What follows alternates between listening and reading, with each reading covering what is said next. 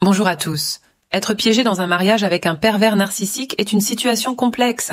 Beaucoup de victimes cherchent à s'échapper, mais face à un manipulateur, les démarches peuvent se compliquer. Alors, peut-on vraiment porter plainte contre un pervers narcissique? Et comment réagira-t-il?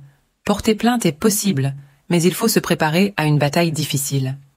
Le pervers narcissique est un expert de la manipulation et pourrait tenter de retourner la situation en sa faveur.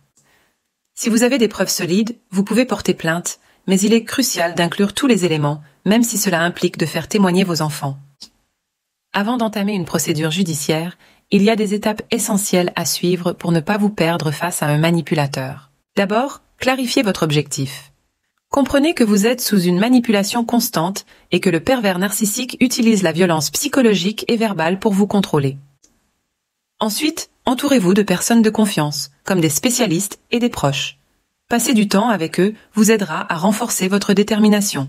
N'oubliez pas de vous préparer mentalement et physiquement, car la procédure sera épuisante, mais nécessaire pour regagner votre force. Si vous trouvez ce contenu utile, pensez à vous abonner à notre chaîne, à nous suivre et à liker cette vidéo. Votre soutien nous permet de toucher plus de personnes qui ont besoin d'aide.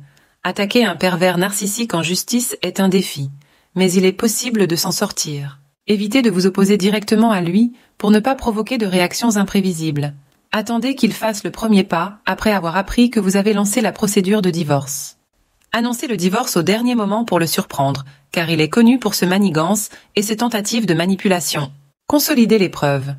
Même si trouver des preuves de violence psychologique peut sembler difficile, un rapport psychologique peut être un élément clé pour prouver ces abus.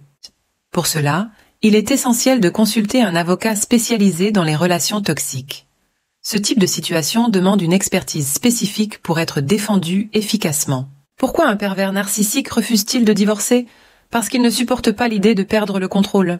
Avide de domination, il ne se défait pas facilement de sa proie. Même pendant le procès, il tentera de renforcer son emprise et de maintenir son pouvoir. Après le divorce, il est crucial de tourner la page. Faites le vide sur le plan psychologique, spirituel et même géographique. Consultez un thérapeute pour vous aider à évacuer le poids de cette relation toxique. Changer d'environnement peut aussi vous aider à reconstruire votre vie. L'auto-guérison est essentielle. Avancez, même à petits pas, mais ne regardez pas en arrière. Vous avez maintenant la liberté de vivre sans l'emprise d'un manipulateur. Avant de conclure, je vous rappelle de vous abonner à notre chaîne et de liker cette vidéo. Cela aide d'autres personnes à trouver les ressources nécessaires pour se libérer de l'emprise d'un pervers narcissique. Si vous avez besoin d'un soutien supplémentaire, nous proposons des séances de coaching personnalisées. Nos experts sont là pour vous aider à retrouver votre liberté et à reconstruire votre vie. Pour réserver votre séance, rendez-vous sur notre site perversnarcissique.org/aide/coaching. Merci d'avoir suivi cette vidéo. Prenez soin de vous et rappelez-vous que vous méritez une vie libre de toute manipulation.